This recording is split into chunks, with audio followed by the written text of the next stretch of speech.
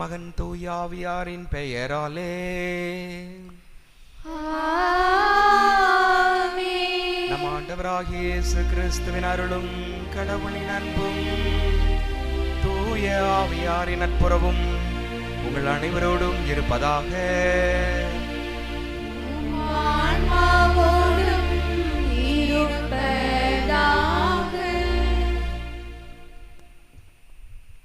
அன்புமிக்க இறை மக்களே, இறை ஞானத்தை தேடி இறை இல்லம் நாடி வந்துள்ள உங்கள் அனைவரையும் பொதுக்காலம் ஆண்டின் 23ஆம் ஞாயிறு திருவழிபாட்டிற்கு புனித சாமிநாதர் அன்பியத்தார் சார்பாக மனமகிழ்வோடு அன்புடன் வரவேற்கிறோம்.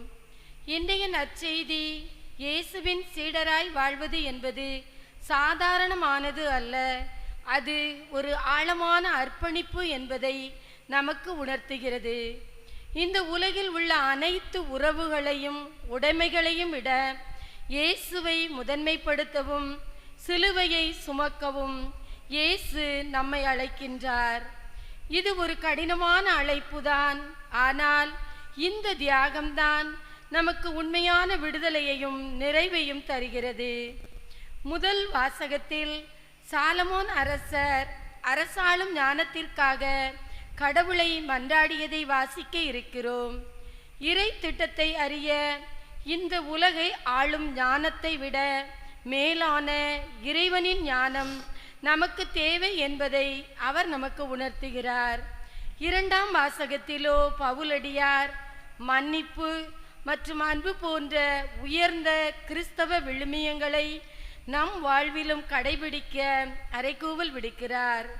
இறைவனின் ஞானத்தை பெற்று அன்பு மற்றும் மன்னிப்பு என்ற கிறிஸ்தவ விழுமியங்களை ஏற்று நம் துன்பங்களை முழுமனதோடு ஏற்றுக்கொண்டு இயேசுவின் உண்மையான சீடராய் வாழக்கூடிய மன உறுதியை தர வேண்டி இந்த திருப்பலியில் மன்றாடுவோம்.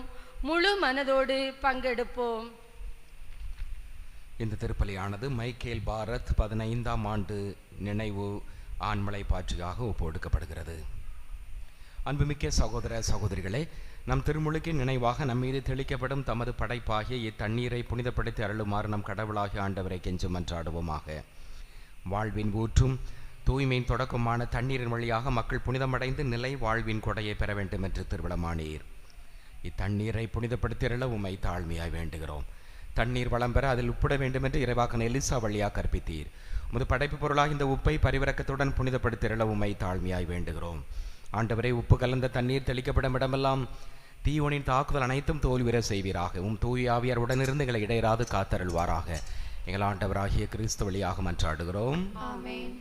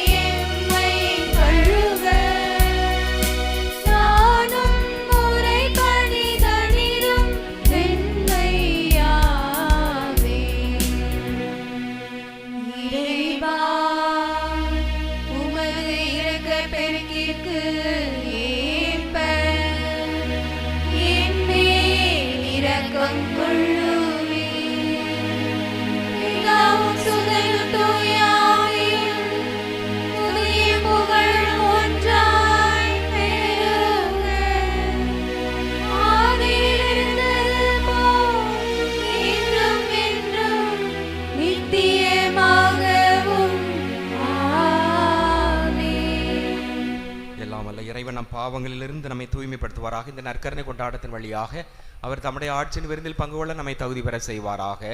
ஆமென்.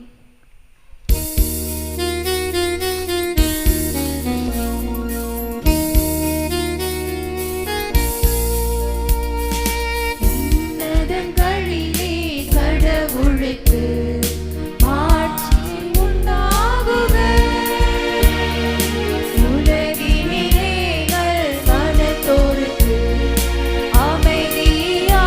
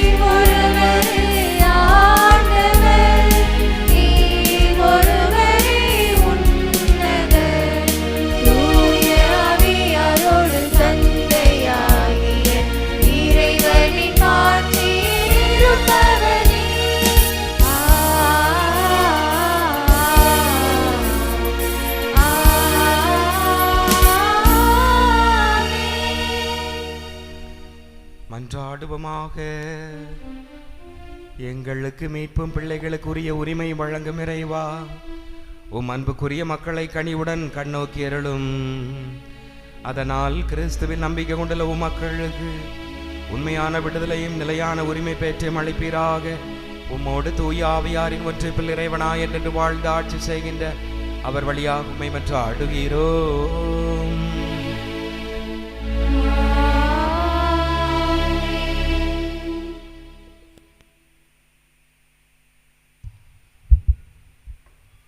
முதல் வாசக முன்னுரை. இன்றைய முதல் வாசகம் சாலமோன் ஞான நூலிலிருந்து எடுக்கப்பட்டுள்ளது. அரசரும் ஞானியுமான சாலமோன் உலக செல்வத்தையோ அதிகாரத்தையோ கேட்காமல் இறைவனிடம் ஞானத்தை மட்டுமே மன்றாடினார். ஏனெனில் இறை ஞானம் என்பது நம் வாழ்வின் சிக்கல்களுக்கு விடையளிக்கும், நம்மை இறைவுடன் இணைக்கும் ஓர் உன்னதமான வரம். அந்த ஞானம் சாலமோனை சிறந்த அரசனாக்கியது போல நாமும் அதை நாடி இந்த வாசகத்தை கேட்போம்.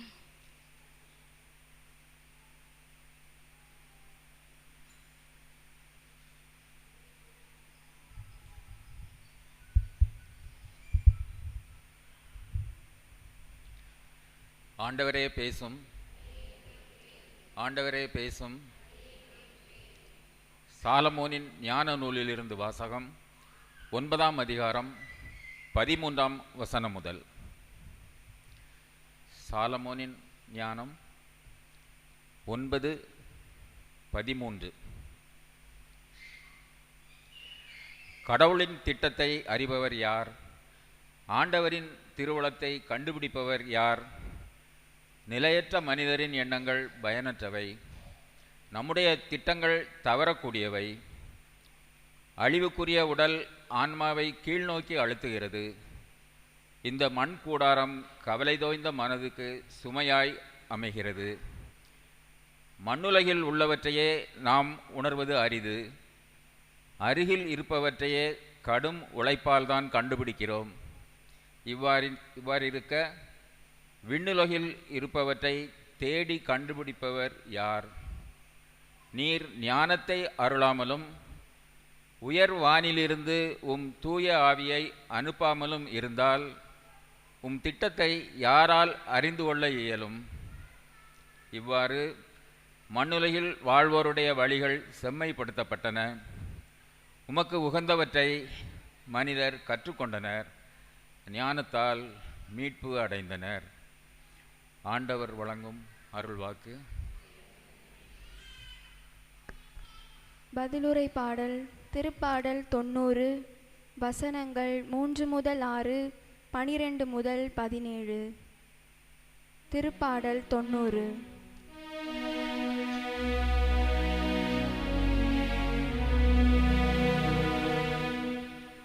என் தலைவரே, தலைமுறை தோறும் நீரே எங்கள் புகழிடம்.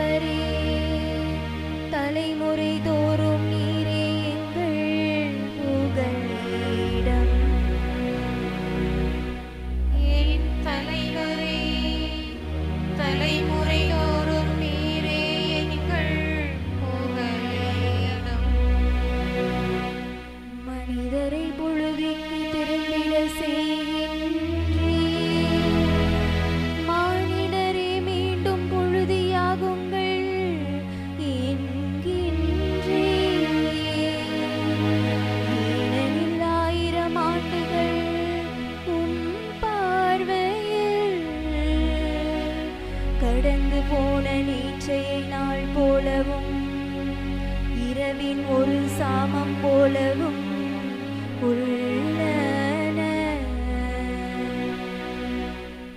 என் தலைவரே, தலைமுறை தோறும் நீரே எங்கள் புகழிடம். மானிடரை மாறிக்கொண்டு செல்கின்றே,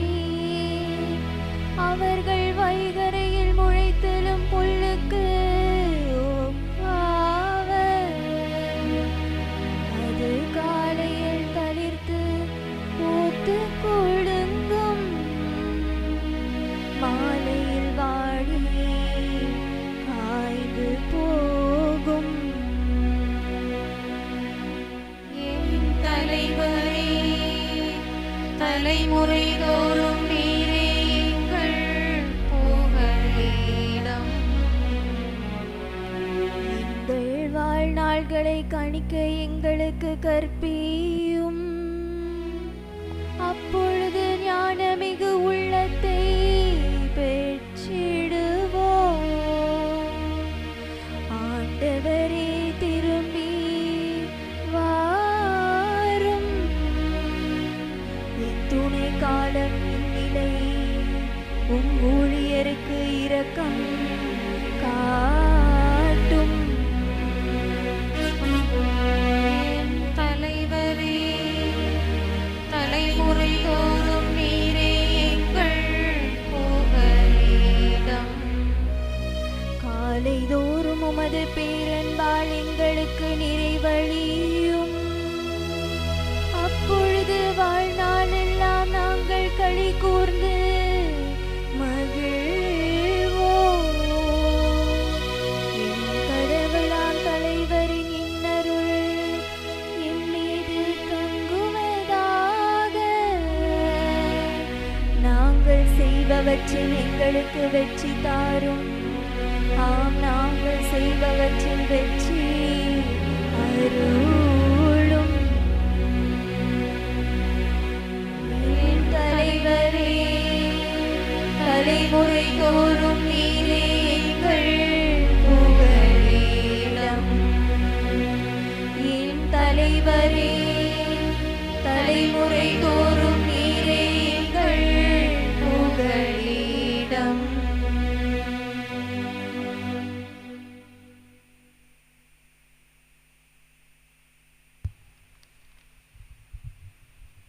இரண்டாம் வாசக முன்னுரை. திருத்தூதர் பவுல் உரோமை சிறையில் இருந்தபோது கொலைசே நகர நண்பரான பிலமோன் என்பவருக்கு எழுதிய இக்கடிதத்தில் பிலமோனின் அடிமை ஓனேசிம் என்பவரை மன்னித்து அன்புடன் சகோதர கிறிஸ்தவராகவே ஏற்றுக்கொள்ள வேண்டும் என கூறி இப்பரிந்துரை கடிதத்தை எழுதி அனுப்புகிறார். கிறிஸ்தவ அன்பு மன்னிப்பு மிகுந்ததாய் தீமை செய்தோரையும் அன்புடன் ஏற்றுக்கொள்வதாய் அமைய வேண்டும் எனும் உயரிய கருத்தை எடுத்து கூறும் இன்றைய இரண்டாம் வாசகத்தை கவனமுடன் செவிமடுப்போம். ஆண்டவரே பேசும், ஆண்டவரே பேசும். திருத்தூதர் பவுல் பிலமோனுக்கு எழுதிய திருமுகத்திலிருந்து வாசகம். வசனங்கள் 9, 10, மீண்டும் 12 முதல் 17 வரை. பிலமோனுக்கு எழுதிய திருமுகம் 9ஆம் வசனம் முதல். அன்புக்குரியவர்களே, கிறிஸ்து இயேசுவின் தூதுவனாக அவர் பொருட்டு கைதியாக இருக்கும் பவுலாகிய எனக்கு சிறையில் இருந்தபோது பிள்ளையான ஒனேசிமுக்காக உம்மிடம் வேண்டுகிறேன். வசனம் 12 முதல். அவனை உம்மிடம் திரும்ப அனுப்புகிறேன். அவனை அனுப்புவது என் இதயத்தையே அனுப்புவது போலாகும். நற்செய்தியின் பொருட்டு சிறையுற்றிருக்கும் எனக்கு உமது பெயரால் பணியாற்ற அவனை என்னிடமே நிறுத்தி கொள்ள விரும்பினேன்.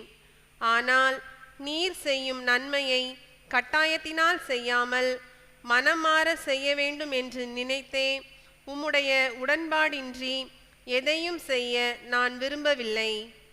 அவன் என்றும் உம்மோடு இருக்க உம்மை விட்டு சிறிது காலம் பிரிந்திருந்தான் போலும். இனி அவனை நீர் அடிமையாக அல்ல, அடிமையை விட மேலானவனாக, அதாவது உம்முடைய அன்பார்ந்த சகோதரனாக ஏற்றுக்கொள்ளும். அவன் என் தனிப்பட்ட அன்புக்கு உரியவன். அப்படியானால் மனிதன் என்னும் முறையிலும் ஆண்டவரை சார்ந்தவன் என்னும் முறையிலும் அவன் எத்துணை மேலாக உம் அன்புக்கு உரியவனாகிறான். எனவே நமக்குள்ள நட்புறவை கருதி என்னை ஏற்றுக்கொள்வது போல் அவனையும் ஏற்றுக்கொள்ளும். இது ஆண்டவர் வழங்கும் அருள்வாக்கு. இறைவனுக்கு நன்றி.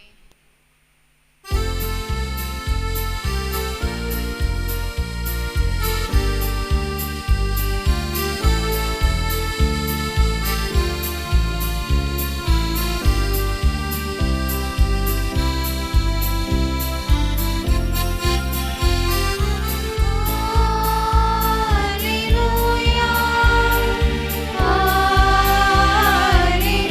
alleluia.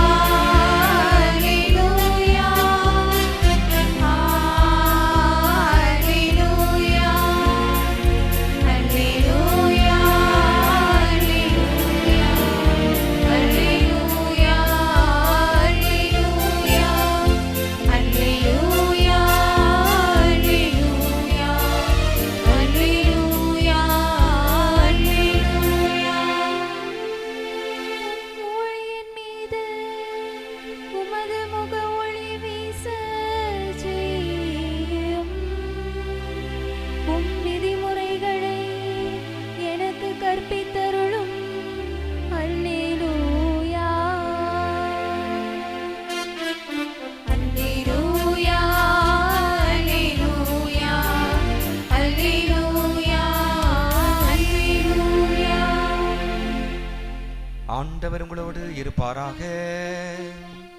உம் ஆன்மாவோடும் இருப்பாராக.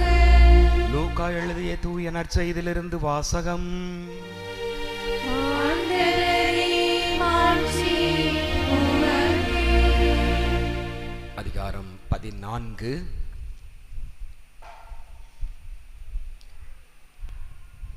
லூக்கா அதிகாரம் 14, இறை வார்த்தைகள் 25. பெரும் திரளான மக்கள் இயேசுவோடு சென்று கொண்டிருந்தனர். அவர் திரும்பி பார்த்து அவர்களிடம் கூறியது, என்னிடம் வருபவர் தம் தந்தை, தாய், மனைவி, பிள்ளைகள், சகோதர சகோதரிகள் ஆகியோரையும், ஏன் தன் உயிரையுமே என்னை விட மேலாக கருதினால் அவர் என் சீடராக இருக்க முடியாது. தம் சிலுவையை சுமக்காமல் என் பின் வருபவர் எனக்கு சீடராக இருக்க முடியாது. உங்களுள் யாராவது ஒருவர் கோபுரம் கட்ட விரும்பினால் முதலில் உட்கார்ந்து அதை கட்டி முடிக்க ஆகும் செலவினை கணித்து அதற்கான பொருள் வசதி தம்மிடம் இருக்கிறதா என பார்க்க மாட்டாரா? இல்லாவிட்டால் அதற்கு அடித்தளமிட்ட பிறகு அவர் கட்டி முடிக்க இயலாமல் இருப்பதை பார்க்கும் யாவரும் ஏளனமாக, இம்மனிதன் கட்டத் தொடங்கினான், ஆனால் முடிக்க இயலவில்லை என்பார்களே. வேறு ஓர் அரசரோடு போர் தொடுக்க போகும் அரசர் ஒருவர் 20,000 பேருடன் தமக்கு எதிராக வருபவரை 10,000 பேரை கொண்டு எதிர்க்க முடியுமா என்று முதலில் உட்கார்ந்து சிந்தித்து பார்க்க மாட்டாரா? எதிர்க்க முடியாதெனில் அவர் தொலைவில் இருக்கும்போதே தூதரை அனுப்பி அமைதிக்கான வழியை தேட மாட்டாரா? அப்படியே உங்களுள் தம் உடைமையை எல்லாம் விட்டுவிடாத எவரும் என் சீடராக இருக்க முடியாது. ஆண்டவரின் அருள் வாக்கு. கிறிஸ்துவே உமக்கு புகழ். இறை இயேசுவில் பிரியமான சகோதர சகோதரிகளே, எது ஞானம்? ஞானம் எப்படிப்பட்டது? ஞானத்தினுடைய சிறப்பம்சங்கள் என்ன என்பதை பற்றி இன்றைய முதல் வாசகத்திலே சாலமோன் ஞான நூலிலே வாசிக்க கேட்டோம். யார் இந்த சாலமோன்? 1 அரசர் 3ஆம் அதிகாரம் 9வது வசனம். 1 அரசர் 3:9.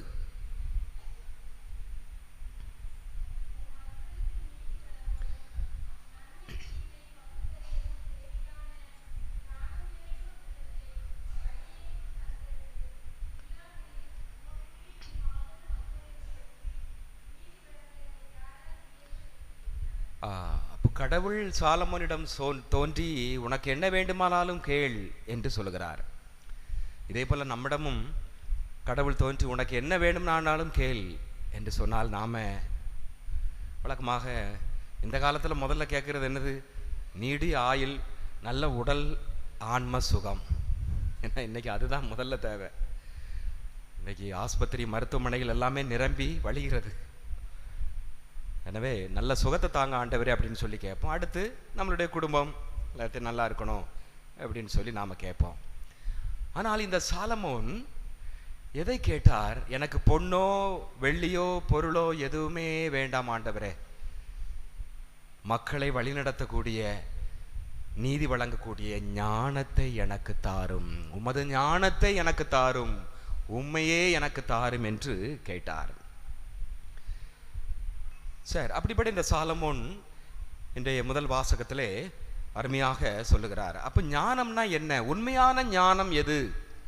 3 சிறப்பம்சங்கள் இருக்கிறது. 3 சிறப்பம்சங்கள், அதாவது ஞானத்தை அடைய வழி என்று கூட நாம் எடுத்துக்கொள்ளலாம். முதலாவதாக, நாம் ஞானத்தை பெற வேண்டும் என்றால் என்ன செய்ய வேண்டும்? மனித எண்ணங்கள், எனது எண்ணங்கள் எல்லாம் பயனற்றவை, வீண் என்று நாம் கருத வேண்டும் என்று இந்த முதல் வாசகத்திலே அவர் சொல்லுகிறார். மனித எண்ணங்கள் வீண் தானா? அது வேஸ்டா? நம்ம சிந்திக்கவே கூடாதா? நம்முடைய எண்ணங்கள், நம்முடைய கற்பனை கோட்டைகள் எல்லாம் இருக்குது. சிந்தனை தேவை, மனித எண்ணங்கள் தேவைதான். ஆனால் அதை அதுக்கு ரொம்ப முக்கியத்துவம் கொடுக்காத என்றுதான் அருமையாக சொல்லுகிறார். இப்போ இன்னைக்கு பாருங்க, இன்னைக்கு எனக்கு நீடித்த மகிழ்ச்சி வேணும் அப்படின்னு தான் நாம் எண்ணுறோம். என்ன, நம்ம எண்ணங்கள், சிந்தனைகள் எல்லாமே அப்படி தான் இருக்குது. அதே போல் கூரை வீட்டில் இருக்கிறோம், நான் அடுத்து ஒரு ஓட்டு வீட்டை நான் கட்டணும், அடுத்து ஒரு நான் காங்கிரீட் வீட்டை கட்டணும். இது சாதாரணமாக மனித எண்ணங்கள். ஏன்னா ஒரு நீடித்த மகிழ்ச்சி எல்லாமே நிறைய இருக்கணும். வீடு, அதே போல் இடம், எனக்கு கொஞ்சம் இடம் இருக்குது, என்ன கொஞ்சம் இடம் இருந்தால் நல்லா இருக்கும். என்ன 1 சென்ட் நிலம், இன்னும் 2 சென்ட் நிலம், 3 சென்ட் நிலம். அதே போல் வீடு கட்டுறோம், வீடுலையும் நல்லா ஃப்ரீயாக, இப்போ கட்டுற வீடுகள் எல்லாமே நல்லா ஃப்ரீயாக, நல்ல இட வசதியோட நல்ல விஸ்தாரமாக இருக்கணும் அப்படின்னு சொல்லி நாம் கட்டுறோம். அப்படி தானே? நடுகால், கிச்சன், என்ன வரவேற்பறை, அப்படி எல்லாமே நாம் பார்த்து. அதே போல் இன்னைக்கு மனுஷனுடைய எண்ணங்கள் எல்லாமே பெருசாக இருக்குது. ஒரு நீடித்த மகிழ்ச்சியை தேடக்கூடிய ஒன்றாக அது இருக்கிறது. அதே போல் கடந்த காலத்தை பற்றி நம்ம சில நேரத்தில் மனுஷ எண்ணங்கள் வருது. நம்ம தப்பு செய்யும் பொழுது குற்ற உணர்வு, அதே போல் நமக்கு ஏதாவது நாம் நினைக்காத ஒன்று நடந்து விடும் பொழுது கடந்த காலத்தில் அதை பற்றிய ஒரு எண்ணம் வந்து கொண்டே இருக்கிறது. நம்மளை யாராவது திட்டினால், யாராவது தவறாக மதிப்பிட்டால் அதை பற்றிய ஒரு எண்ணம். அதே போல் எதிர்காலத்தை பற்றிய ஒரு அச்சம். பிள்ளைகளை நான் படிக்க வச்சிருவேனா, என் பிள்ளைகள் மற்ற பிள்ளைகளை போல பெரிய ஆள் ஆயிருமா, ஒரு அச்சம். என்னால் வேலை செய்ய முடியுமா, நான் உடல் நோயில் இருக்கிறேன், இந்த நோயை உண்மையிலே சுகப்படுத்த முடியுமா, எவ்வளோ டாக்டரை பார்க்குறேன், எவ்வளோ மருந்துகள்லாம் எடுக்கிறேன், ஆனால் இந்த நோய் மட்டும் சுகமாக மாட்டுக்க, அப்படிலாம் நாம் எண்ணுறோம். அப்போ இந்த மனுஷ எண்ணங்கள் எல்லாமே வீண் அப்படின்னு சொல்லி சாலமன் ஞானம் தெளிவாக சொல்லிட்டார். அப்போ அதுக்கு நீ ரொம்ப முக்கியத்துவம் கொடுக்காத, அது எண்ணங்கள் வரும், அதில் நிற்காத, அதையே நீ பிடித்து கொண்டு முதன்மையாக நீ கருதாதே. ஆனால் நம்மளால் அப்படி இருக்க முடியல. ஆனால் பயிற்சி தேவை, பயிற்சி எடுக்கணும். மனுஷ எண்ணங்களுக்கு ரொம்ப முக்கியத்துவம் கொடுக்குறோம், அதாலே கவலை, என்ன அதாலேயே நிறைய சோர்வு. மனித எண்ணங்கள் சில நேரத்தில் மகிழ்ச்சி கொடுக்கும், ஆனால் சில நேரத்தில் கஷ்டத்தையும் கொடுக்கும். எனவே அதை தேடாதே. அப்போ அதுதான் ஞானம். நீ மனுஷ எண்ணங்கள் இன்னைக்கு இருக்கும், நாளைக்கு மாறும். மனுஷனுடைய பேச்சுகளை பார்க்குறோம், சிந்தனைகளை பார்க்குறோம், ஏன்னா அது மாறக்கூடியது. எண்ணங்கள் நேரத்துக்கு நேரம், இடத்துக்கு இடம், காலத்துக்கு, ஏன்னா காலம் ஓடிக்கொண்டே இருக்கிறது, சுற்றி கொண்டே இருக்கிறது. இன்னைக்கு இந்த நொடி வேற, நாளைக்கு அடுத்த நிமிடம் வேற, மாறிக்கொண்டே இருக்கிறது. இந்த உலகம் ஒரு மாற்றத்தை நோக்கி சென்று கொண்டே இருக்கிறது. அப்படி இருக்கும் பொழுது நமது எண்ணங்களும் அதற்கு தகுந்தாற் போல மாறும். எனவே இந்த மனுஷ எண்ணங்களை நீ ரொம்ப ஒருமுகப்படுத்தாத, ரொம்ப கான்சன்ட்ரேட் பண்ணாத, ஒருமுகப்படுத்தாத, அதற்கு ரொம்ப முக்கியத்துவம் கொடுக்காத, அதெல்லாம் வீண். அதுதான் ஞானத்தை அடையக்கூடிய ஒன்று. இரண்டாவது, எனக்கு அடுத்திருப்பவரை என்னை போல ஏற்றுக்கொள்ள வேண்டும். நமக்கு அடுத்திருப்பவரை நம்மளை போல ஏற்று அன்பு செய்ய வேண்டும். அதுதான் ஞானத்தை அடைய இரண்டாவது வழி. அதுதான் இன்னைக்கு 2ஆம் வாசகத்தில் நாம் அருமையாக வாசித்தோம். அருமையான பிலமோன், ஒரே அதிகாரம்தான், சிறிய குறுகிய ஒன்று, ஆனால் அது ஒரு கடிதம். அது என்ன கடிதம்? பவுலடியார் எழுதிய ஒரு கடிதம் தான். என்ன கடிதம்? நிறைய இருக்கு. பவுலடியார் ஏறக்குறைய எத்தனை கடிதங்கள் எழுதுகிறார்? 23, 21 கடிதங்கள் எழுதுகிறார். ஆனால் இந்த கடிதம் என்ன வகையை சார்ந்தது? எப்படி, என்ன வகை சார்ந்தது? தமிழ் படிச்சிருக்கிறவங்களுக்கு தெரியுமில்ல. அப்படி ஒன்றும் பெரிய இலக்கணம்லாம் கிடையாது. நம்ம 2ஆம் வாசகம் வாசித்திருப்போம், அப்படி தானே கேட்டிருந்தீங்கன்னா தெரிஞ்சிருக்கும். இது என்ன கடிதம்? சிலருக்கு அறிவுரை கடிதமாக இருக்கலாம், சிலர் நலம் விசாரிக்கக்கூடிய கடிதமாக இருக்கலாம். இது என்ன கடிதம்? லெட்டரில் பல லெட்டர் இருக்குல்ல, சிலது என்ன சொல்லுது, அதிகாரப்பூர்வமான, என்ன ஒரு அலுவல் ரீதியான கடிதம் இருக்குது. அரசாங்கத்தில் வேலை கேட்கும்போது ஏதாவது நம்ம எழுதுகிறோம். அப்படி இது என்ன கடிதம்? ரெக்கமெண்டேஷன் லெட்டர், பரிந்துரை கடிதம். இது ஒரு பரிந்துரை கடிதம். சரி, அப்போ இந்த பவுலடியார் அதுக்கு பின்னணியை பாருங்க. கொலோசை நகரத்திலே வாழ்ந்த மிகப்பெரிய செல்வந்தர், கிறிஸ்தவ செல்வந்தர், மிக பிரபலமானவர், நன்மதிப்பை பெற்றிருந்தவர் மக்கள் மனதிலே. அவர்தான் பிலமோன். அவருக்கு அடிமையாக யார் இருந்தார்? ஒனோசிமோ. ஏன்னா நிறைய பவுலடியார் வாழ்ந்த காலத்தில் நிறைய பேர் அடிமையாக இருந்தாங்க. இந்த எஜமான் அடிமை. பவுலடியார் எவ்வளவோ போதிச்சாரு, ஆனா இந்த அடிமைத்தனத்தை மட்டும் அவரால் அழிக்க முடியல, அவரால் அதை விட்டுவிட முடியல. எவ்வளவோ போதனைகள் கொடுத்து எல்லா காரியத்தை பற்றி பவுலடியார் சொல்லியிருக்கிறாரு. ஆனால் இது ரொம்ப அது பண்பாடு கலாச்சாரத்தோட ஊறி போன ஒன்றா இருக்கிறதுனால பவுலடியாரால் இந்த அடிமை எஜமான அடிமைத்தன முறையை ஒழிக்க முடியவில்லை. ஆனால் அதை சீர்திருத்தினார் பவுலடியார், சீர்திருத்தினார். 1 கொரிந்தியர் 12ஆம் அதிகாரம் 13வது வசனம்.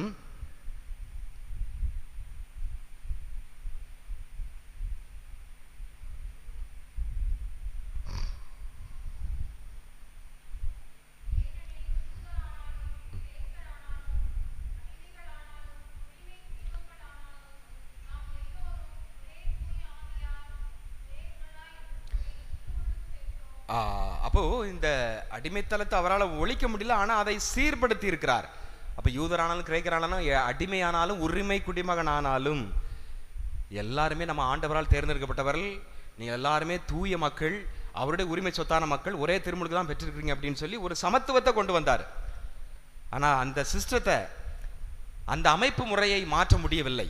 எஜமான் அடிமை அமைப்பு முறையை பவுலடியாரால் மாற்ற முடியவில்லை. கலாத்தியர் 3ஆம் அதிகாரம் 28வது வசனம்.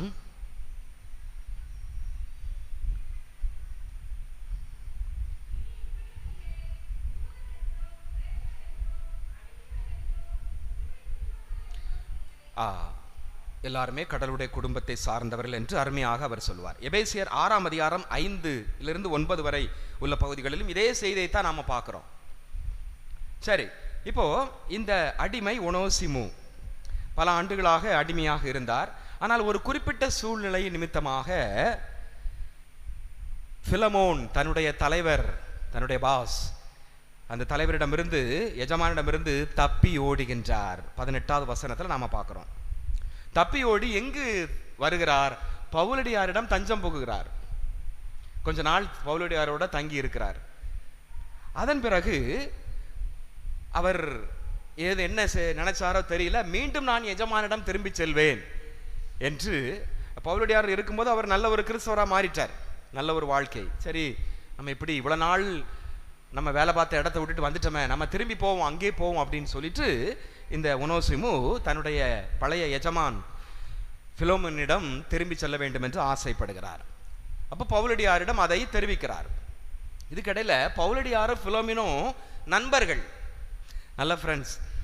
இவர் ஒனோசிமு அடிமையாக இருக்கும் பொழுது பவுலடியார் அந்த பிலோமின் வீட்டுக்கு வருவது, பிலோமின் பவுலடியாரை சந்திக்க செல்வது, இதையெல்லாம் இவர் அடிமையாக இருந்ததுனால பார்த்துருக்கிறார்.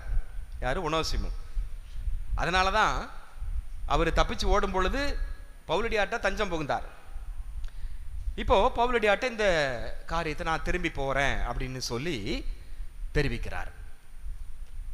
அப்போ ஒரு அடிமையை தப்பி ஓடும் பொழுது அவங்களுடைய கலாச்சாரத்தின்படி, யூத கிரேக்க கலாச்சாரத்தின்படி அவர்களுக்கு மரண தண்டனை, அவங்கள கொண்டுடலாம். எங்கேயாவது பார்த்தாங்கன்னா, ஒருத்தர் அடிமையாக விலைக்கு வாங்கிட்டாங்க, அவர் தப்பிச்சு ஓடிட்டார், எங்கேயோ காணாமல் போயிட்டார், திரும்ப கண்டுபிடிச்சிட்டாங்கன்னா அந்த எஜமான் நினைத்தா கொன்று விடலாம். அப்போ இவர் திரும்பி போறாரு. அப்போ கண்டிப்பா அந்த பழைய எஜமான் கோபத்தோடு இருப்பார், கொலவெறியோடு இருப்பார்.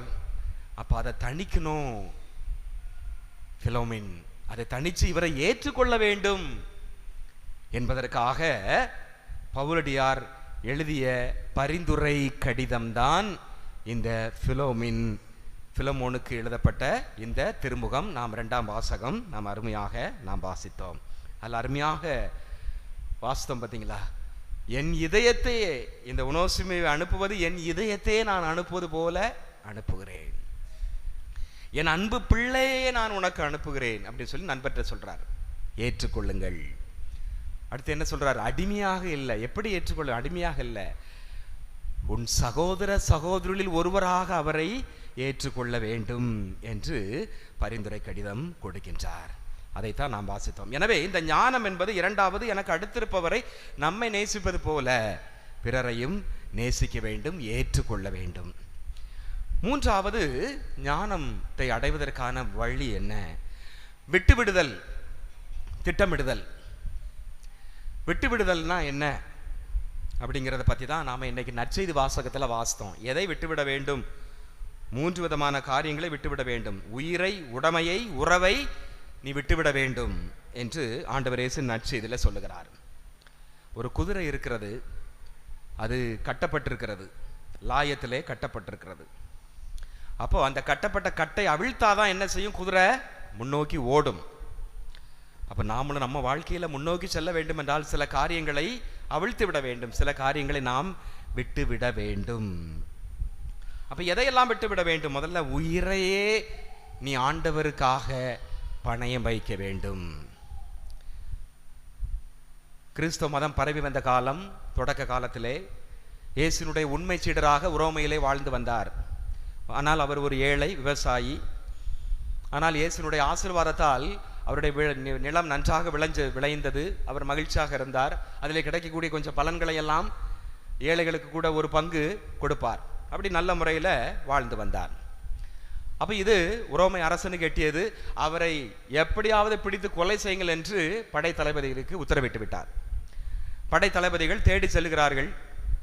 ரொம்ப நேரம் ஆயிட்டு, இரவு நேரம் ஆயிட்டு, காட்டுப்பகுதி. எனவே எங்கேயாவது தங்கலாம் அப்படின்னு யோசிச்சுட்டு இருக்க நேரத்தில் ஒரு பெரியவர் வரார். ஐயா, நாங்கள் இப்படி ரொம்ப நீண்ட பயணமாக வரோம், நைட்டு தங்கிட்டு போகணும். அப்படியா அப்படின்னு சொல்லிட்டு அவர் ஒரு குடிசை காட்டுறாரு. அங்கே ஒருத்தர் இருக்கிறாரு, அவர் வீட்டில் நீங்கள் தங்கிடலாம் அப்படின்னு சொல்லிட்டு. அப்போ அங்கே போகிறாங்க. அங்கே போன உடனே இப்படி நாங்கள் வந்திருக்கிறோம், உள்ளே வாங்க அப்படின்னு சொல்லி கேட்குறாரு. அப்போது விசாரிக்கிறார், நீங்கள் வந்ததனுடைய நோக்கம் என்ன அப்படின்னு சொல்லி கேட்குறாரு. அப்போது அந்த படை வீரர்கள் நோக்கத்தை சொல்கிறாங்க. நாங்கள் இப்படி ஒருத்தர் கிறிஸ்தவரா ரொம்ப இயேசுவின் உண்மை சீடராக இருக்கிறாரு, அவரை கொலை பண்ணணுன்னு எங்கள் அரசர் கட்டளை, அதுக்காக தான் வந்தோம். தேடி பார்த்தோம், கிராமம் எவ்வளோ இடம் அவர் கிடைக்கல, அதனால் சரி தங்கிட்டு போகலான்னு வந்திருக்கிறோம் அப்படின்னு சொல்லி சொன்னாங்க. உடனே அப்போது அந்த வீட்டில் உள்ள அவர், சரி தாராளமாக நீங்கள் தங்குங்கள், ஓய்வெடுங்கள் அப்படின்னு சொல்லிட்டு நல்லா கவனிக்கிறார். சுவையான விருந்து படைச்சி நல்லா ஓய்வு எடுத்துட்டு நாளைக்கு போங்க அப்படின்னு சொல்லிடுறாரு. போயிட்டு இவர் அவங்கள தூங்க வச்சுட்டு இவர் நைட்டு தனது தோட்டத்துக்கு போகிறார். போய் ஒரு குழியை வெட்டிட்டு வந்துடுறாரு. வந்து நைட்டு அவருக்கு தூக்கமே வரல, உருண்டு புரண்டு படுக்கிறாரு, தூக்கம் வரல அந்த குடிசை வீட்டில் வாழ்ந்தவருக்கு. ஏன்னா அவர் தான் உண்மையானவர், அவர் தான் கொல்லப்பட வேண்டியவர்.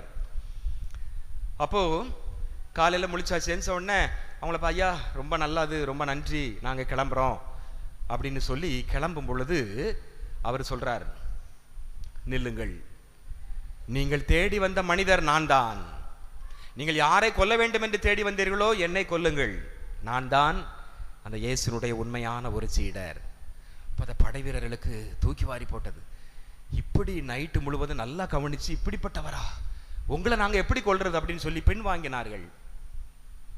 இல்லை, நான் அதுக்காக தான் வாழ்ந்தேன், நானும் ஒரு வேத சாட்சியாக மரிக்க வேண்டும் என்று பல நாட்கள் காத்திருந்தேன். எனவே உங்கள் கடமை, நீங்கள் அரசரால் அனுப்பப்பட்டிருக்கிறீர்கள், உங்கள் கடமை நீங்கள் செய்யுங்கள் என்று உடனே அவர்கள் கொலை செய்தார்கள். அந்த தான் முந்தின நாள் வெட்டிய குழியிலே அவரை புதைத்தார்கள்.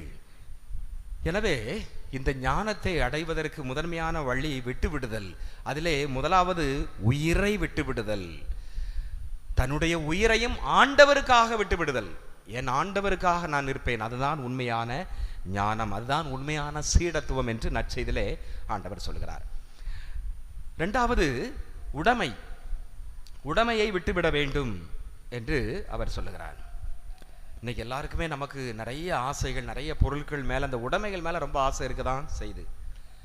ஒருத்தன் கடை வீதியில் போகிறான், மனைவியோட போகிறான், 2 பேர் நடந்து போகிறாங்க ஜோரா. ஆனால் கொடை பிடிச்சிட்டு போகிறான், மழையும் பெய்யல வெயிலும் இல்லை.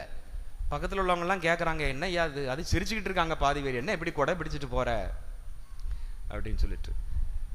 வலது பக்கம் நகை கடை இருக்குது, இடது பக்கம் துணி கடை இருக்குது. துணி கடை வந்தா இந்த பக்கமா கொடையை சரிச்சு பிடிச்சுக்கிடுவேன், நகை கடை வந்தா இந்த பக்கம் சரிச்சு பிடிச்சுக்கிடுவேன். அது உண்மைதான், ஒரு இயல்பான நகைச்சுவையாக இருந்தாலும் இன்னைக்கு மனுஷனுக்கு எல்லாத்துக்குமே ஆசை இருக்குது.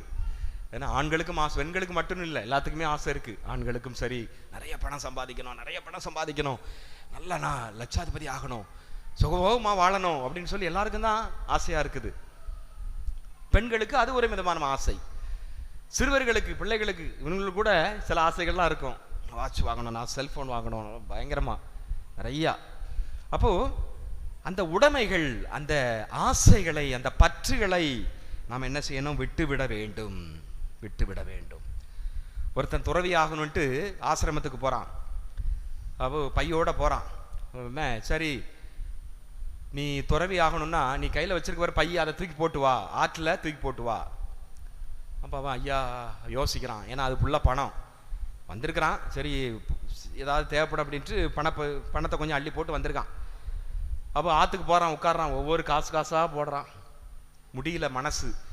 அவர் துறவி வந்து பார்க்குறாரு, குரு ஒன்னால் துறவி ஆக முடியாது, நீ இப்போந்தான் காசை எடுத்து போட்டுக்கிட்டு இருக்க, இன்னும் பணம் நோட்லாம் இருக்குது, அதை எடுத்து போடணும், நீ இதுக்கு ஒத்துக்கிட மாட்டே அப்படின்னு சொல்லிட்டார். எனவே உடைமைகளை துறப்பது தான் உண்மையான ஒரு ஞானம், இயேசுனுடைய சீடத்துவம். அதை விட்டுவிட வேண்டும் என்று ஆண்டவர் சொல்லுகிறார். மூன்றாவது, உறவையும் விட்டுவிட வேண்டும். அடையப்பா, நட்சத்திரத்தில் தான் சொல்றாரு, என்னுடைய உண்மை சீடராக இருக்க வேண்டும் என்றால் உன்னுடைய உறவுகளை கூட விட்டுவிடு, சொந்தக்காரங்க, நண்பர்கள், மனைவி, பிள்ளைகள் அப்படின்ட்டு சொல்றாரு. இத்தாலி நாட்டில் படை தளபதி கரிபால்டி என்பவர் வாழ்ந்து வந்தார். அவர் தன் எதிரி நாடோடு போரிடும் பொழுது முதல்ல தோல்வியை சந்தித்தார், சோர்ந்து போகின்றார். அப்போ வீரர்களை பார்த்து, வீரர்களை வாருங்கள், நான் என்னமோ உங்களுக்கு பொண்ணோ பொருளோ எதையும் கொடுக்க முடியாது, நான் கொடுக்க போவது இரத்தம், காயம், இதைத்தான் நான், அதே போல பட்டினி, பசி, இதைத்தான் நான் கொடுக்க முடியும். அதனால என்னோடு சேர்ந்து போரிடக்கூடியவர்கள் ஒரு அடி முன்னால எடுத்து வைங்க அப்படின்னு சொல்றார். சொல்லிட்டு கண்ணை மூடுறார். கண்ணை மூடிட்டு திறக்கிறாரு. எல்லாரும் அப்படியே நிற்கிறாங்க. அப்போ யாருமே என் கூட வரலையா? ஒரு அடி முன்ன வச்சாதானே என் கூட வர்றதா நான் சொல்லியிருந்தேன். உடனே அங்குள்ள ஒருத்தர் படையில் உள்ள ஒரு வீரன் சொன்னான், ஐயா அப்படி இல்லை, நாங்கள் எல்லாருமே உங்க கூட வர்றதுக்கு தயாராயிட்டோம். எல்லாருமே ஒரு அடி எடுத்து வச்சோம்னா நாங்கள் என்ன, நீங்கள் நசுங்கிருவீங்க, அப்படி தானே? அது உண்மைதான், உங்களை அது சேதப்படுத்தி விடும். எல்லாரும் வந்தோம்னா மொத்த கூட்டமாக வந்து விடுவோம், அதனால தான் நாங்கள் நின்னோம், அது உங்களுக்கு தெரிய வேண்டும் என்பதற்காக என்று சொன்னார். அப்போ இவங்க தங்களுடைய மனைவி, பிள்ளைகள், சொந்தம், பந்தம் எல்லாத்தையும் விட்டுட்டு நமது ஒரே குறிக்கோள் நாம் வெற்றி பெற வேண்டும். அப்போ உறவுகளையும் விட்டுவிட வேண்டும். இயேசு கூட அதைத்தான் சொல்றார். காணாமல் போன இயேசு கூட தந்தையின் அலுவல்களில் ஈடுபட்டு, லூக்கா நற்செய்தி 2ஆம் அதிகாரம் 49வது வசனம்,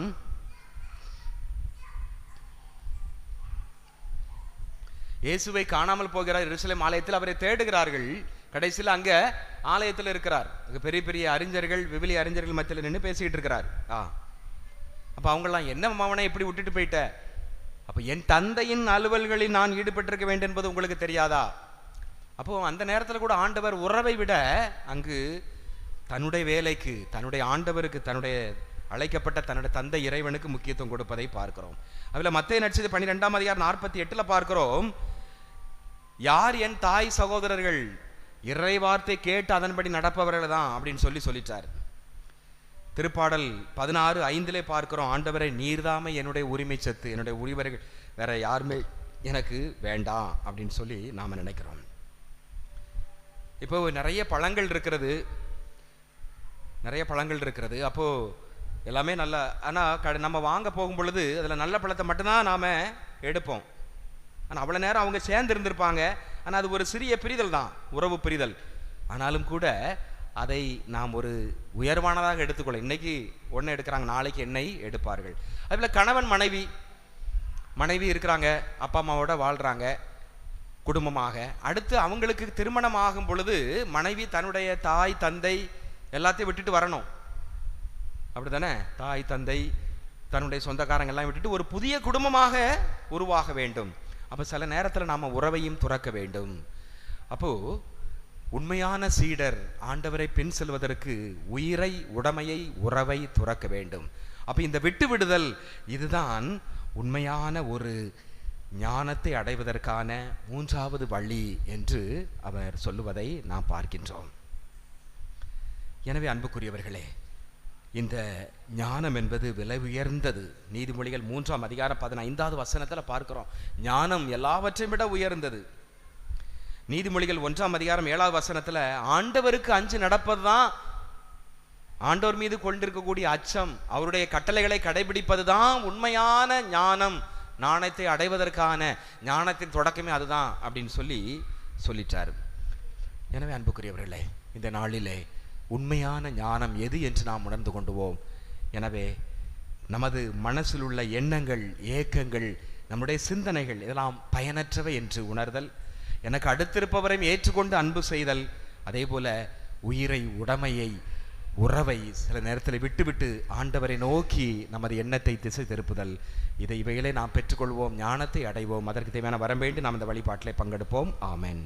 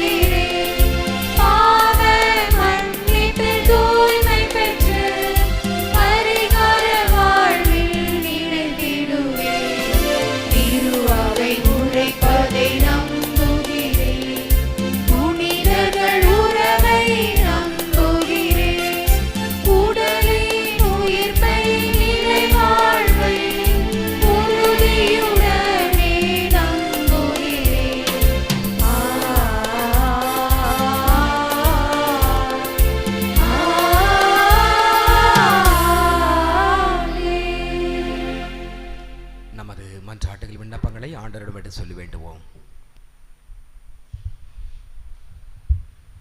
தாயாம் திரு அவையின் தலைவராகிய எங்கள் திருத்தந்தை, ஆயர்கள், குருக்கள், துருவரத்தார் மற்றும் இறை மக்களாகிய நாங்களும் இவ்வுலக பற்றுகளை விட உம்மை மேலாக கருதுகின்ற உண்மையுள்ள சீடர்களாக வாழவும், விண்ணக அரசை நோக்கிய பயணத்தில் உறுதியோடு முன்னேறவும் தேவையான ஞானத்தையும் மன உறுதியையும் தந்தரல வேண்டுமென்று இறைவா உம்மை மன்றாடுகிறோம்.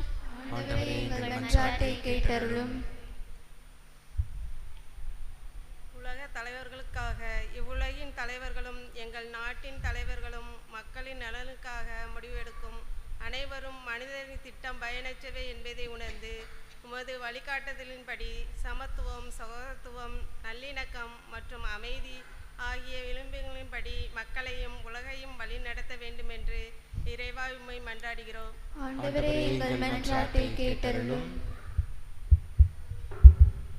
சமூக நல்லிணக்கத்திற்காக சாதி, மதம், இனம், செல்வம் போன்ற பாகுபாடுகளை கடந்து பிறப்போக்கும் எல்லா உயிருக்கும் என்கிற உயிர் நெறியின்படி ஒவ்வொரு மனிதரையும் அன்பால் நிறைந்துள்ள சகோதரர்களாகவும் சகோதரிகளாகவும் ஏற்றுக்கொள்ளும் பரந்த மனதை எங்களுக்கு தந்தரல வேண்டுமென்று இறைவாமை மன்றாடுகிறோம். ஆண்டவரே, எங்கள் மன்றாட்டை கேட்டருளும்.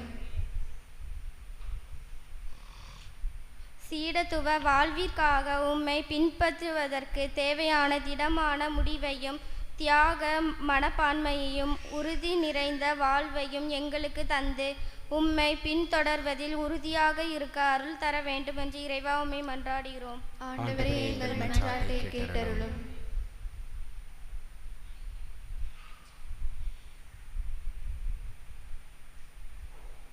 குறிப்பாக எங்கள் இளைய தலைமுறையினர் தங்கள் வாழ்வின் லட்சியங்களையும் அனைத்தையும் விட திருவுளத்தை அறிந்து அதன்படி வாழவும் உமக்கும் பிறருக்கும் உகந்த நற்சான்றாக விளங்கவும் தேவையான ஞானத்தையும் தூய ஆவியையும் தந்தருள வேண்டுமென்று இறைவாமை மன்றாடுகிறோம். ஆண்டவரே, எங்கள் மன்றாட்டை கேட்டருளும். நமது தனிப்பட்ட தேவைகளுக்காக மௌனமாக வேண்டுவோம்.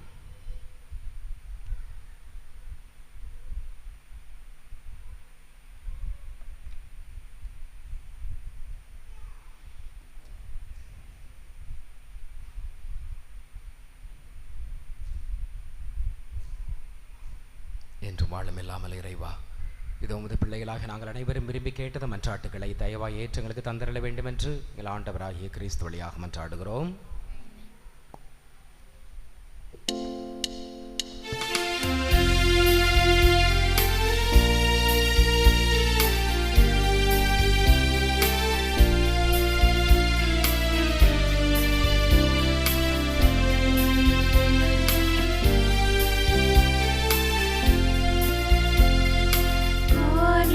தர நான் வருகின்றேன், உட்கரங்களில் என்னை தருகின்றேன். காணிக்கை தர நான் வருகின்றேன்.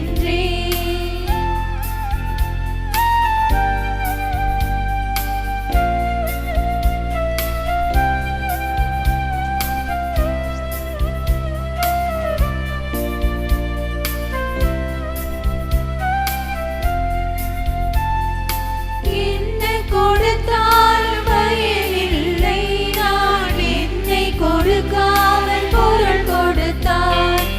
என்ன கொடுத்தாலும் பயனில்லை, நான் என்னை கொடுக்காமல் பொருள் கொடுத்தார். என்னையே நான் கேட்கின்றாய், நான் என்னை முழுவதும் தருகின்றேன்.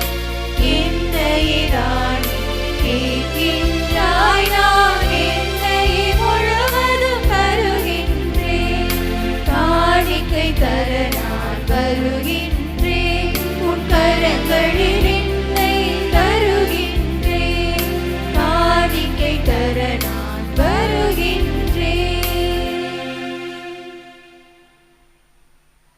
சகோதர சகோதரிகளை, என்னுடையதும் உங்களுடையதுமான பலி இல்லாமல் தந்தையாக இறைவனுக்கு ஏற்றதாகும்படி மன்றாடுங்கள். ஆண்டவர் தமது பெயரின் புகழ்ச்சிக்காகவும் மாட்சிக்காகவும் நமது நன்மைக்காகவும் புனித திரு அவை அனைத்து நலனுக்காகவும் உமது கையிலின்றி பலியை ஏற்றுக்கொள்வாராக. இறைவா, உண்மையான இறைப்பற்றுக்கும் அமைதிக்கும் காரணரே, மாண்புக்குரிய உம்மை காணிக்கை வழியாக தகுந்த முறையில் வழிபட நாங்கள் வேண்டுகின்றோம்.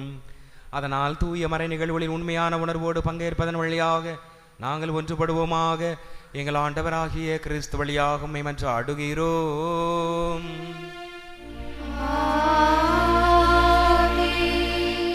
ஆண்டவர் உங்களோடு இருப்பாராக.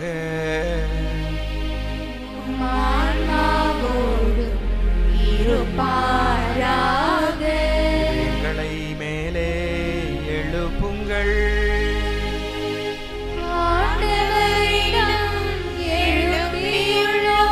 நம் இறைவனாகிய ஆண்டவருக்கு நன்றி கூறுவோம்.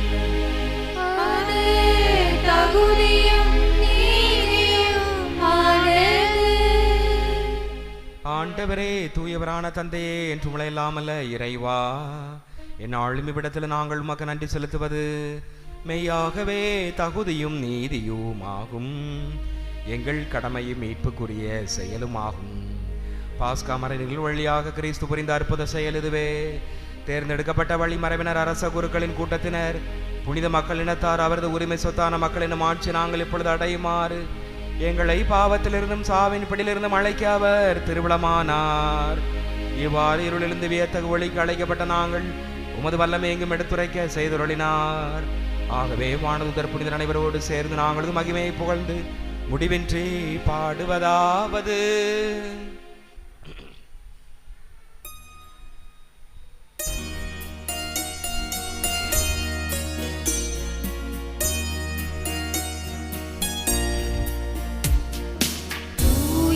தூயவர் தூயவர் வான்படைகளின் கடவுளாம் ஆண்டவர்.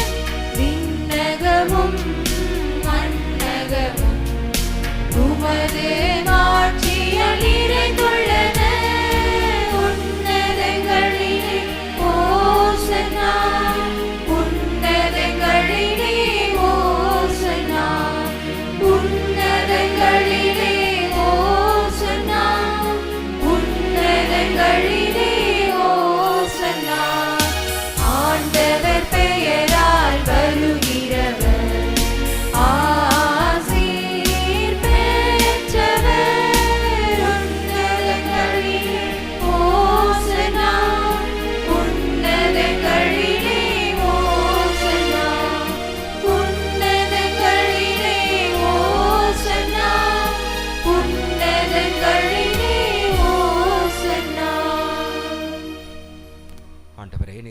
ஆண்டவராகவே தூயவர், தூய்மை அனைத்துக்கும் ஊற்று. ஆகவே உம்முடைய ஆவியை பொழிந்து காணிக்கைகளை தூய்மைப்படுத்த வேண்டுகிறோம்.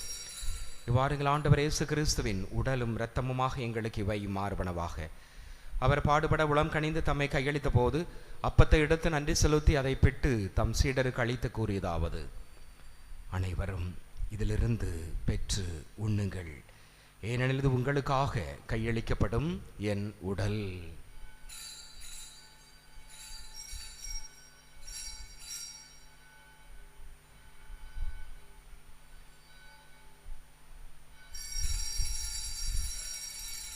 அவனமே இரவு விருந்தை அருந்திய பின் கிண்ணத்தை எடுத்து மீண்டும் உமக்கு நன்றி கூறி தம் சீடர்களுக்கு அளித்து கூறியதாவது: அனைவரும் இதிலிருந்து பெற்று பருகுங்கள், ஏனெனில் இது புதிய நிலையான உடன்படிக்கைக்குரிய இரத்தத்தின் கிண்ணம்.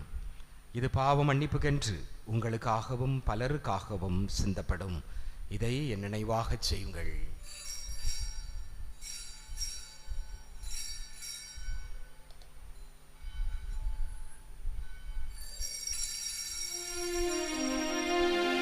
நம்பிக்கையின் மறைபொருள். ஆண்டவரே, நீர் வருமளவும் உமது இறப்பினை அறிக்கையிடுகின்றோம், உமது உயிர்ப்பினையும் எடுத்துரைக்கின்றோம். ஆகவே ஆண்டவரே, நாங்கள் கிறிஸ்துவின் இறப்பினையும் உயிர்ப்பினை நினைவு கூர்ந்து வாழ்வு தரும் அப்பத்தையும் மீட்பளிக்கும் கிண்ணத்தையும் உமக்கு ஒப்புக் கொடுக்கிறோம். திருமணன்று உமக்கு ஊழியம் புரிய தகுந்தவர்கள் எங்களை ஏற்றுக்கொண்டீர், எனவே உமக்கு நன்றி செலுத்துகிறோம். மேலும் கிறிஸ்துவின் உடலிலும் இரத்தத்திலும் பங்கு கொள்ளும் எங்களை தூய் ஆவியார் ஒன்று சேர்க்க வேண்டுமென உம்மை தாழ்மையுடன் மன்றாடுகிறோம். ஆண்டவரே, உலகெங்கும் பரவிருக்கும் ஒரு திரு அவை நினைவு கூர்ந்தவர்களும் எங்கள் திருத்தந்தை 14ஆம் லியோ, எங்கள் ஆயர் ஸ்டீஃபன், எல்லா திருநிலையினராகிய அனைவரோடும் ஒரு திரு அவை அன்பில் நிறைவு பெறச் செய்தரலும். மேலும் உயிர்த்தெழும் எதிர்நோக்குடன் துயில் கொள்ளும் எங்கள் சகோதர சகோதரிகளையும் இறந்தோர் அனைவரையும் இரக்கத்துடன் நினைவு கூர்ந்து உமது திருமுக ஒளியின் ஏற்றலும் எங்கள் அனைவர் மீதும் இரக்கமாயிரும். கடவுளின் கன்னித்தாயான புனித மரியா, அவருடைய கணவரான புனித யோசேப்பு, புனித திருத்தூதர்கள், இவ்வுலகிலும் அக்கோந்தவராய் இருந்தோர் ஆகிய புனிதர் அனைவருடன் நாங்கள் இலை வாழ்வில் பங்கொள்ளும் தகுதி பெற்று திருமகன் இயேசு கிறிஸ்து வழியாக உம்மை புகழ்ந்தேத்து மரமருள உம்மை மன்றாடுகிறோம்.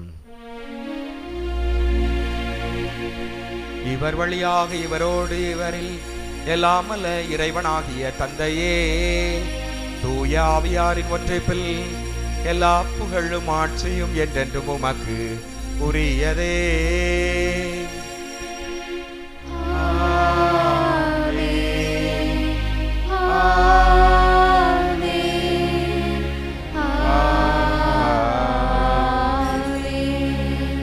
மீட்பரின் கட்டளையால் கற்பிக்கப்பட்டு இறை படிப்பினையால் பயிற்சி பெற்ற நாம் துணிந்து பாடுவோம்.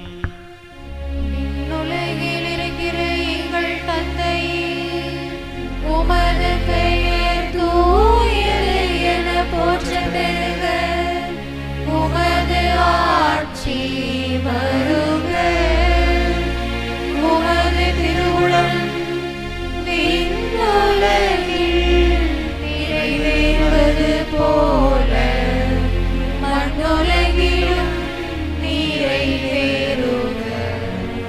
எங்கள் அன்றாட உணவை இன்று எங்களுக்கு தாரும், எங்களுக்கு எதிராக குற்றம் செய்வோரை நாங்கள் மன்னிப்பது போல எங்கள் குற்றங்களை மன்னியும், எங்களை சோதனைக்கு உட்படுத்தாதேயும், தீமையிலிருந்து எங்களை விடுவித்தருளும்.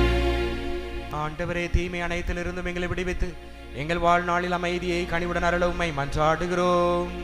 உமது இரக்கத்தின் உதவியால் நாங்கள் பாவத்திலிருந்து எப்போதும் விடுதலை பெற்று யாதொரு கலக்கமுமின்றி நலமாயிருப்போமாக. நாங்கள் எதிர்நோக்கி இருக்கும் பேரின்பத்திற்காகவும் மீட்பராகிய இயேசு கிறிஸ்துவின் வருகைக்காகவும் காத்திருக்கிறோம். ஆட்சியும் வல்லமையும் ஆட்சியும் என்றென்றும் உமதே. ஆண்டவரே இயேசு கிறிஸ்துவை, அமைதி உங்களுக்கு விட்டு செல்லுகிறேன், என் அமைதியை உங்களுக்கு அளிக்கிறேன் என்று திருத்தூதர்களுக்கு மொழிந்தீரே. எங்கள் பாவங்களை பாராமல் திரு அவை நம்பிக்கையை கண்ணோக்கி உமது திருவுளத்திற்கு ஏற்பதற்கு அமைதியையும் ஒற்றுமையும் அளித்தருள்வீராக. என்றென்றும் வாழ்ந்து ஆட்சி செய்கின்றவர் நீரே. ஆண்டவருடைய அமைதி உங்களோடு என்றும் இருப்பதாக. உம்மான்மாவோடும் இருப்பதாக. ஒருவருக்கொருவர் அமைதியை பகிர்ந்து கொள்வோம்.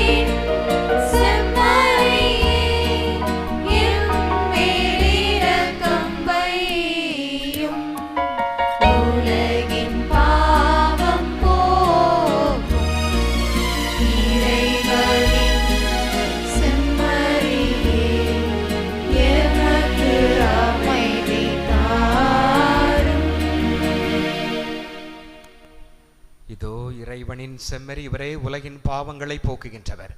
செம்மறியின் விருந்திற்கு அழைக்க பெற்றோர் பேறு பெற்றோர். ஆண்டவரே, தேவரின் நிலத்தில் எழுந்தருள நான் தகுதியற்றவள், ஆனால் ஒரு வார்த்தை மட்டும் சொல்லியருளும், எனது ஆன்மா நலமடையும். கிறிஸ்துவின் திருவுள்ளம் இரத்தம் என்னை காத்து முடியல ஒழிப்பதாக.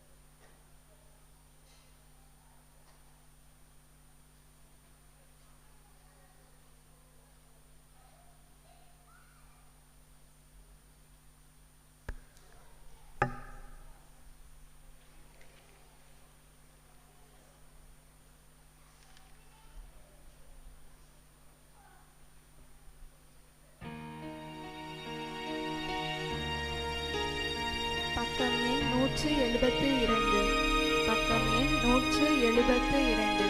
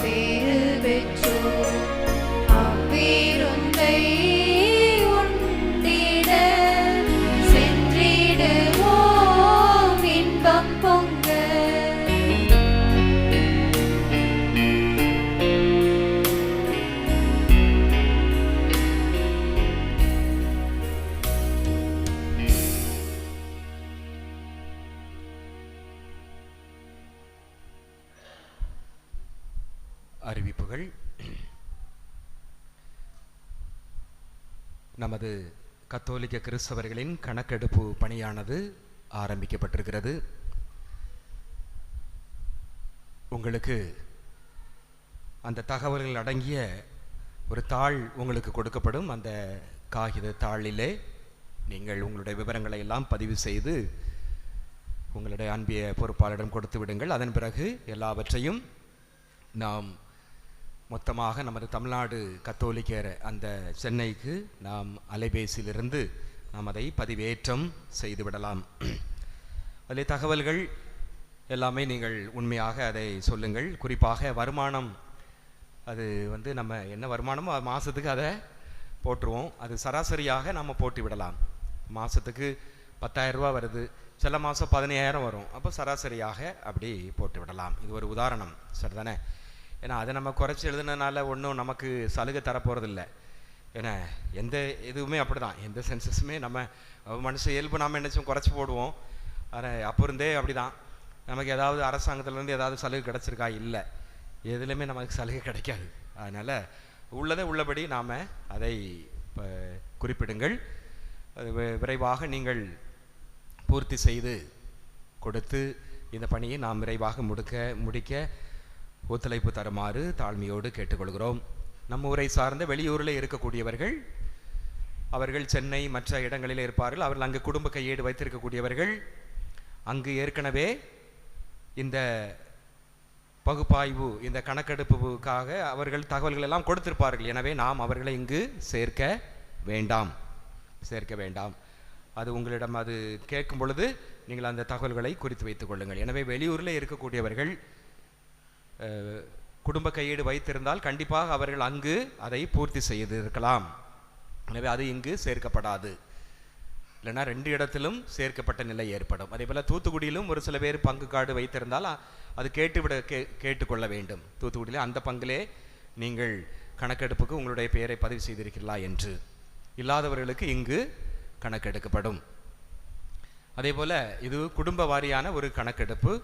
ஒரு குடும்பம் என்பது 2 பேர், கணவன் மனைவி, தாய் தந்தை. அப்போ தாய் தந்தை அது ஒரு குடும்பம், சரிதானே? தாய் தந்தை அது ஒரு குடும்பம், அது ஒன்று, நம்பர் 1. அடுத்து 2வது குடும்பம், அவங்களுக்கு பிள்ளைகள் இருப்பாங்கள்ல, பையன், அவனுக்கு கல்யாணம் முடிஞ்சுது, அப்போது கல்யாணம் முடியுது. அப்போது அந்த மகன் மருமகள் அது 2ஆக, அது அடுத்த குடும்பம், அது ஒரு தனி குடும்பமாக கணக்கிடப்படும், சரிதானே? அப்போ அது 2, அது வேற.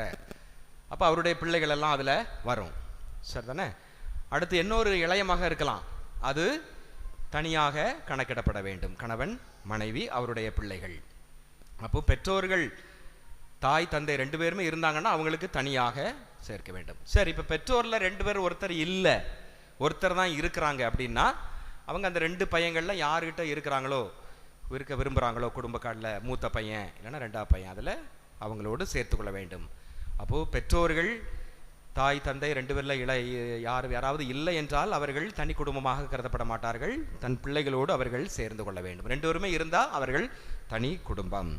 அதில் கல்யாணம் முடியாமல் என்ன ஒருத்தர் இருக்கிறாங்க, அந்த பெற்றோருக்கு அவங்க அதில் தான் சேர்க்கப்படும். அந்த பெற்றோர்கள் கல்யாணம் முடியாத கடைக்குட்டி, சரிதானே? அது அவங்க 3 பேரும் அந்த லிஸ்ட்டில் வருவாங்க. அந்த மாதிரி எடுத்துக்கொள்ளுங்கள்.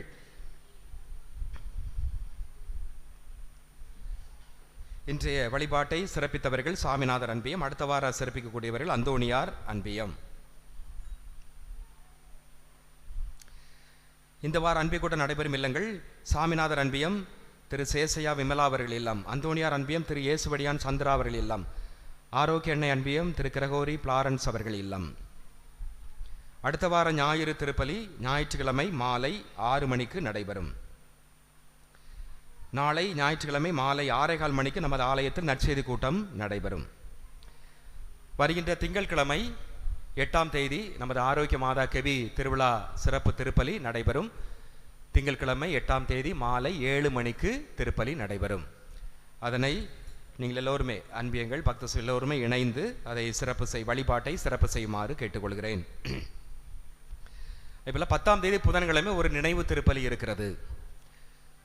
வெள்ளிக்கிழமை அடுத்த வார வருகின்ற வெள்ளிக்கிழமை இரவு திருப்பலி நடைபெறாது, திருப்பலி இல்லை. அனைவரும் எழுந்து நிற்போம். நன்றி கூறி மன்றாடுவோமாக.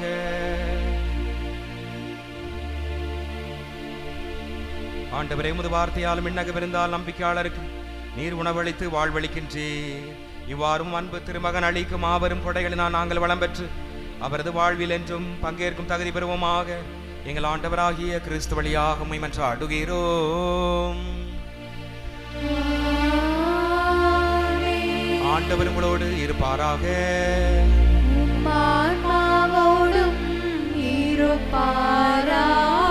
எல்லாம் வல்ல இறைவன் தந்தை, மகன், தூய ஆவியார் உங்களுக்கு ஆசி வழங்குவாராக. சென்று வாருங்கள், திருப்பலி நிறைவேறிற்று.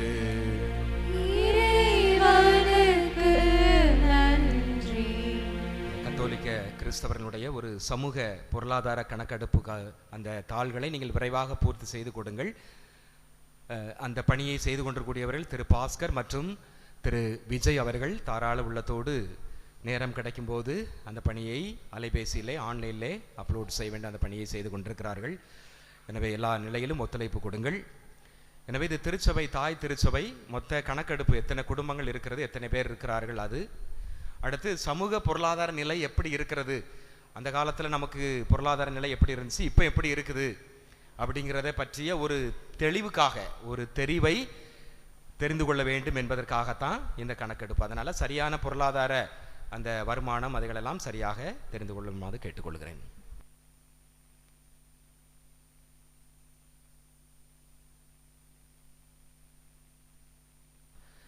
புதன்கிழமை திருப்பலி 11 மணிக்கு நடைபெறும்.